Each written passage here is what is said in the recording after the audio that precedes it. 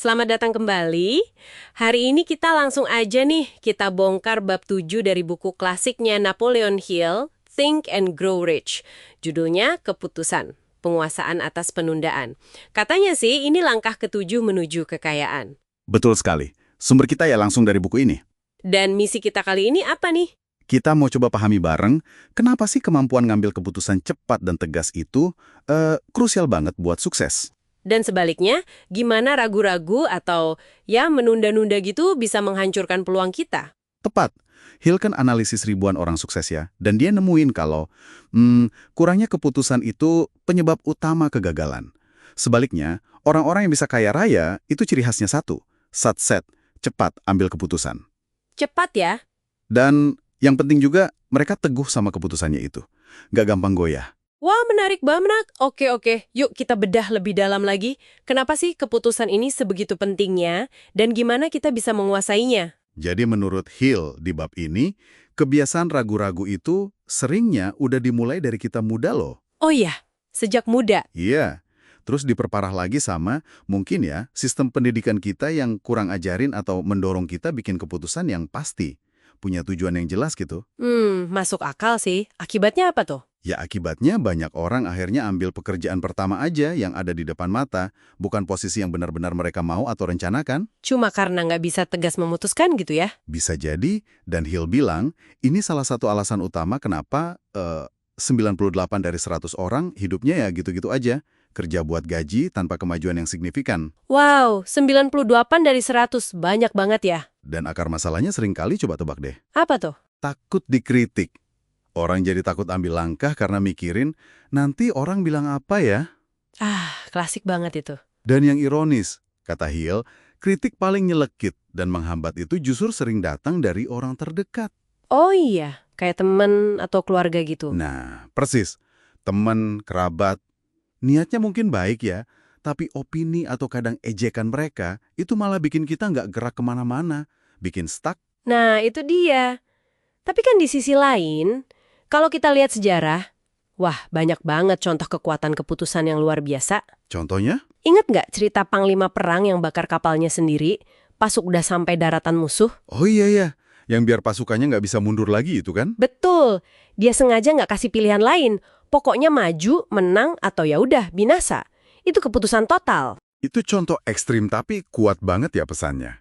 Atau contoh lain yang lebih monumental mungkin, para pendiri Amerika Serikat. Deklarasi kemerdekaan. Iya, tanggal 4 Juli 1776 itu kan sebuah keputusan kolektif yang gede banget oleh 56 orang.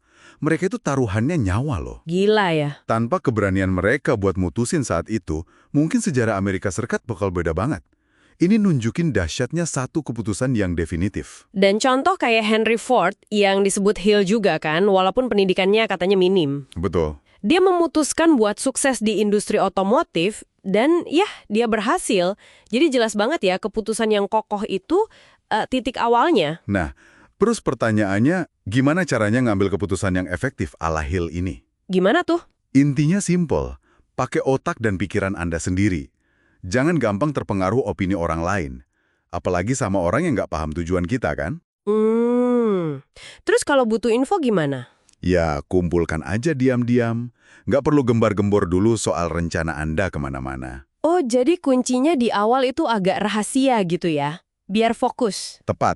Prinsipnya Hill itu, telinga dan mata buka lebar-lebar, tapi mulut ditutup rapat. Kenapa gitu? Karena terlalu banyak ngomongin rencana, apalagi di awal, selain bisa bikin fokus buyar, itu juga bisa ngebocorin ide ke orang yang mungkin iri atau nggak sengaja pengen gagalin kita. Tapi masa sih nggak boleh cerita ke siapa-siapa? Kan kadang butuh masukan juga. Ada pengecualian penting, kata Hill, yaitu anggota kelompok mastermind Anda. Mastermind? Itu apa lagi? Ini bukan sekedar teman curhat biasa ya, tapi sekelompok orang kepercayaan yang Anda pilih secara strategis. Orang-orang yang visinya sejalan, yang bisa saling dukung, dan tukar pikiran secara harmonis. Nah, milihnya ini harus hati-hati banget. Oke, jadi selektif banget ya siapa yang boleh tahu rencana kita. Kedengarannya kuat sih nasihat ini. Tapi kayaknya menantang juga ya buat bener-bener nggak peduli omongan orang terdekat. Emang, Hill sangat menekankan kemandirian berpikir di sini. Tapi, dia juga nambahin nih, Ngambil keputusan aja, itu belum cukup. Oh, ada lanjutannya. Iya dong. Keputusan itu harus didukung sama yang namanya ketekunan, persistence. Ketekunan ya, maksudnya gimana? Orang sukses itu bedanya di sini. Mereka terus maju meskipun ketemu hambatan atau bahkan kekalahan sementara. Mereka nggak gampang nyerah pas ketemu kesulitan pertama. Jadi bukan cuma soal berani mutusin di awal, tapi juga harus kuat ngejalaninnya gitu ya? Persis. Hill bilang, kegagalan itu seringnya bukan karena idenya jelek atau keputusannya salah.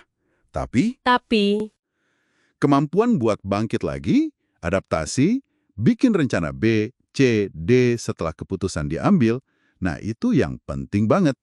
oke. Jadi kesimpulan dari bab 7 ini jelas banget ya. Menguasai penundaan itu caranya ya dengan berani ambil keputusan cepat dan tegas. Itu langkah vital buat meraih apapun yang kita mau. Dan keraguan itu ya, itu musuh utamanya. Harus dilawan. Jadi mereka yang bisa mencapai hal-hal besar itu, Mereka bukan cuma punya keinginan kuat, tapi juga punya nyali buat memutuskan. Dan yang nggak kalah penting, punya ketekunan buat melaksanakannya. Nggak peduli apa kata orang, nggak peduli ada rintangan sementara. kuat banget pesannya. Nah, sebagai penutup nih buat pendengar semua, coba deh renungkan sejenak. Renungkan apa nih? Keputusan penting apa sih yang mungkin udah lama Anda tunda-tunda? Dan apa satu aja keputusan tegas nggak perlu yang besar-besar dulu deh, yang bisa Anda buat hari ini juga? Satu keputusan kecil aja ya. Iya, satu aja. Yang mungkin siapa tahu bisa jadi titik balik penting dalam hidup Anda. Coba pikirkan baik-baik ya. Pertanyaan yang bagus buat direnungkan. Oke, sampai jumpa di pembahasan kita berikutnya.